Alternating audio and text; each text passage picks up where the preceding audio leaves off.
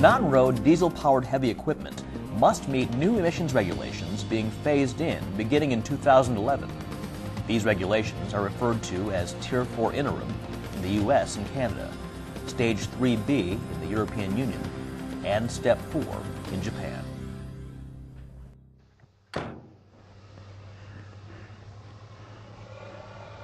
Danny? Yeah. Edgar. How you doing, Edgar? Good to see you. They said you'd be out today. Yeah, no, I appreciate you taking the time to show me the new machines. Fantastic. You picked a hot one, I'll tell you. I know.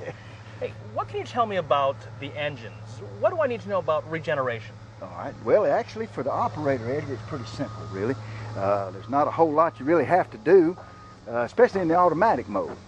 Now, the Caterpillar has added a few new things to the cab that you're going to want to know about. Let's take a look. Okay. Upside here. Hop on up, Edgar. We'll take a look here. Turn her on so you can see.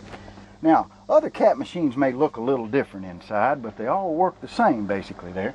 Now, you've got a soot level monitor here. And here's your switch for your regeneration. And you got a couple of new lights that they've added. This gauge right here, that measures and shows the soot level there in what's called the DPF. That's the diesel particulate filter. That's a metal canister out there above the engine. Now, here's what it looks like inside the DPF. DPFs filter out soot from exhaust. Now, some of that soot oxidizes and is removed really easy by normal exhaust temperatures there, and that's what they call passive regeneration. It happens all the time. But passive regeneration, see, does not remove all of the soot. That's when you really need the active regeneration. Here's the Cat regeneration system at work here. It automatically raises the exhaust temperature there just enough to start removing the soot. All right, now you see the results right here on the little gauge. Oh, okay, so the Cat regeneration system is automatic. When does it do its work? Well, the machine looks for the best time to start regeneration, usually during regular idle times. Now, see this light here? All right, now that's not a warning light. That is telling you that the machine is in the middle of regeneration. You really don't have to do anything. So what if I'm busy? Do I have to wait for the machine to finish regenerating before I go back to work? That's a good question. No, if you need to get back to work, go ahead and get back to work. Now, the machine will stop regeneration and start looking for the next best opportunity to restart it there, usually during your next break. But in automatic mode, the machine takes care of regeneration. You really don't have to do anything. It takes care of it all by itself. Danny, you know, when I'm loading trucks, my loader doesn't really get much idle time. Mm-hmm. Do I need to stop? No, you just keep on working. Keep going. In the automatic mode, the Cat regeneration system will wait, and when the soot level gets high enough, the active regeneration light will come on. And the machine regenerates while you work the machine, actually. It's automatic. It burns a little extra fuel while you regenerate, but that's why the machine looks for an idle condition. But you know, I mean, sometimes you just have to keep working, I understand. The Cat regeneration system lets you do just that.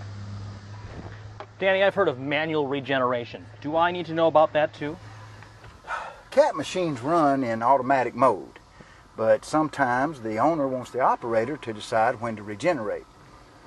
Now, manual mode is almost as simple as automatic mode, except it takes one special tool, your index finger. Here's how it works. You start working and soot begins to collect in the DPF. Now, in manual mode, the machine will not regenerate on its own, not even in idle speed. It's up to you.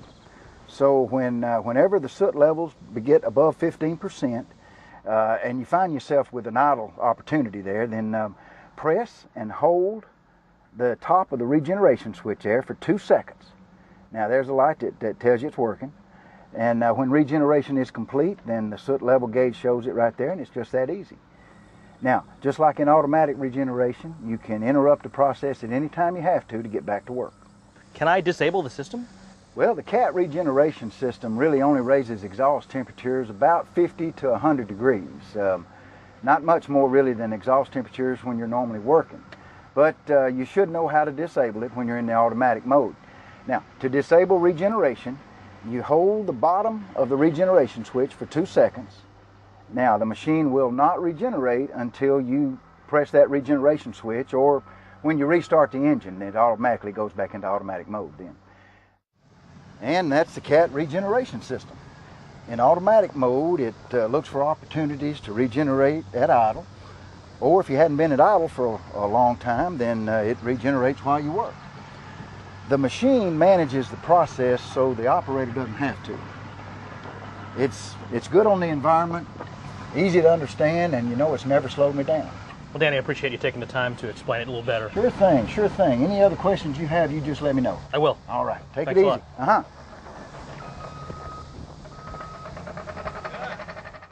The CAT regeneration system works transparently, requiring no operator interaction. It works when conditions are optimal, either during normal idle periods or during operation if needed. It is interruptible. The operator can interrupt regeneration at any time by simply returning to work. It minimizes fuel consumed to regenerate and is robust to all operating conditions, including ambient temperature and load. Bottom line, the CAT regeneration system is a process you do not need to manage.